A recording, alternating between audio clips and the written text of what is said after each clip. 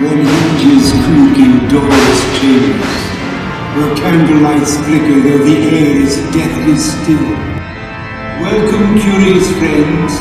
It is so nice to have guests. You may not believe it, but beauty once lived in this house. Now, curious souls, come, I have more to show you.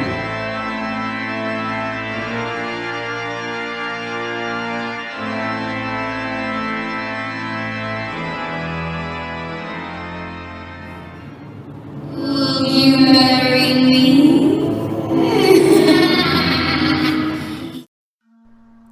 Welcome, foolish mortals, to Imagineering Horizons. In honor of the reopening of Ravenswood Manor in just a few days, I am here today to talk about a forgotten secret of Phantom Manor. So as they say, look alive. I would hate to lose you so soon.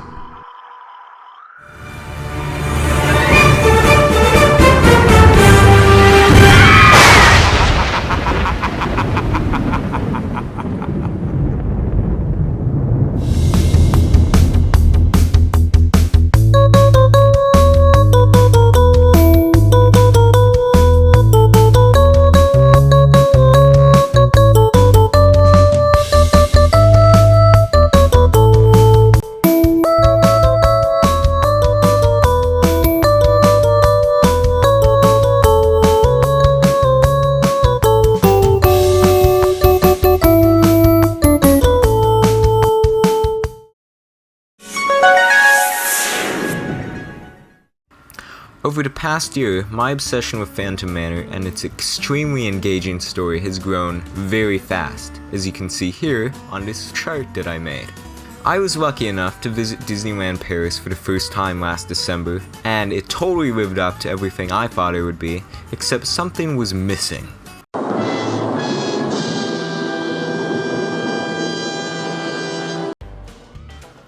Walking into Frontierland, into the old ghost town of Thunder Mesa, the old manor on the hill was empty.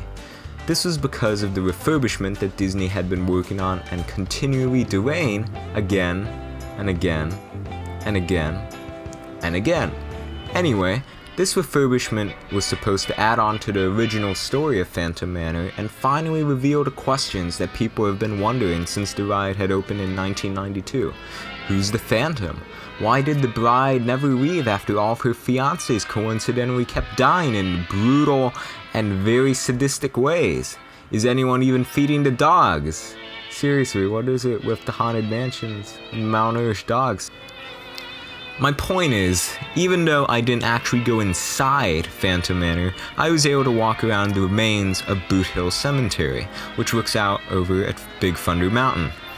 As I was walking around, I noticed that Phantom Manor doesn't have a horse carriage like the other haunted mansions in Florida and California do. This isn't really a big deal, so the thought passed and I continued having a Disney day. Scratch that.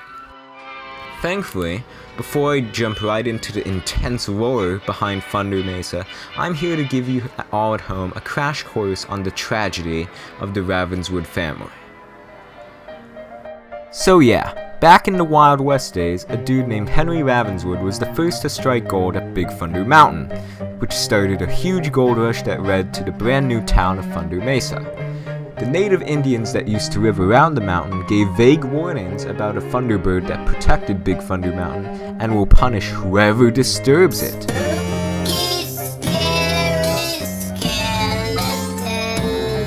Obviously, nobody listened and continued on their quest to get rich quick. Henry used his new fortune to make a huge mansion that looked over the whole town for his wife and young daughter Melanie, who grew up isolated in the manor's gardens. As she grew older, Melanie attracted a bunch of suitors, and Henry, being the overprotective 19th century dad that he was, didn't really like that at all. One by one, each of her suitors died in very suspicious accidents, but that didn't stop Melanie on her quest for love, since she found a miner named Jake who wanted to marry her and take her far, far away from Thunder Mesa. However, right before their wedding, a huge earthquake destroyed half of Thunder Mesa. and killed Henry and his wife, leaving nothing in Melanie's way to get married. On the special day, a mysterious phantom, the angry spirit of Henry Ravenswood, lured the groom into the attic and hung him since no man was ever good enough for his daughter. Yikes. Since Melanie didn't notice, it caused her to wait for the groom that never showed for days, months, and years. Ravenswood Manor was shut off from the rest of Thunder Mesa after people kept mysteriously disappearing, and so the townspeople decided to call it Phantom Manor. Now that you're up to speed of the backstory of Phantom Manor, we can begin with the topic of this video. I'm also working on putting together a separate video which is going to be a fully detailed retelling of the Thunder Mesa story, so if by the time you're watching this that video is actually up, I highly suggest you watch that, since I think it's just a really awesome story. So, one day I was searching to see if any new updates were revealed on when Phantom Manor would reopen after the huge refurbishment, and I came across this great article by the fan website called Ravenswood Manor. This is where Phantom Manor's forgotten secret begins. Like with all projects, development goes through a bunch of unused concepts and ideas, so it's not a surprise that an ambitious attraction like Phantom Manor would have some shelved ideas. Thanks to an interview with Imagineer Jeff Burke, I'll be talking about a forgotten barn that would have been inside the Phantom Manor queue that would have revealed to us who the Phantom was way sooner than 2019, as well as fleshing out the story even more. It took me a couple weeks to piece together all of the pictures and evidence that this thing even existed, since the only time it was even seen was in a maquette model that Imagineering made, along with a couple pieces of concept art. As guests would walk up into the gardens of Ravenswood Manor, instead of the outdoor patio that you would see today, in its place would be a 2-story wooden barn. Inside of the barn would be Henry Ravenswood's collection of fine horse carriages, along with a row of horse stables. Each stall would have a silver plaque and a ton of trophies showing off the awards that the Ravenswood family had earned over the years. The barn would have been pitch dark except for the glow of flickering lanterns. If you looked up in the barn, Jeff Burke says that there would have been a collection of shiny blades, sickles, and shears hanging from the ceiling, basically creating a horrifying version of a child's mobile.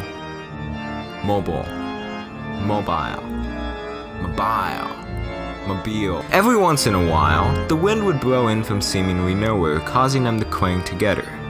The lanterns above would also show small gaps in the floorboards where creaking footsteps could be heard. However, no shadow would be seen.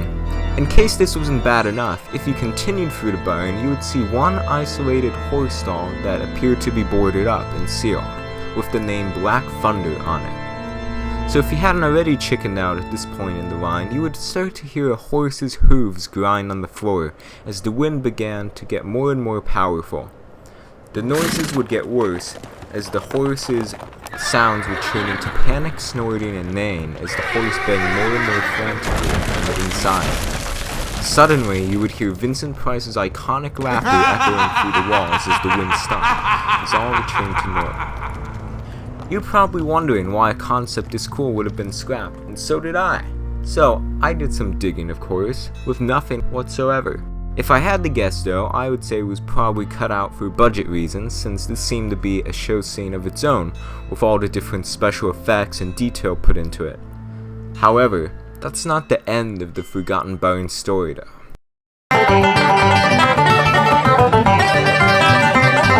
After I got home to the Sunshine State, I couldn't wait to visit the Magic Kingdom and compare the two castle parks, especially when it came to the differences between the two Frontierlands, Thunder Mesa, and Liberty Square. Before I got in line for the Haunted Mansion, I got a Dole Whip like every normal person, and happily walked along the rivers of America until I made a grave epiphany. Get it? Grave, like tombstone, like scary, like... Okay. On my left was... On my left was a very familiar sight, because behold, there would be a shack with none other than horseshoes inside. Yes, right in front of my very eyes, where the Fast Pass station used to be in the Disney World Haunted Mansion, was a horse upkeeping type place filled with like horseshoes and other horse stuff and tools.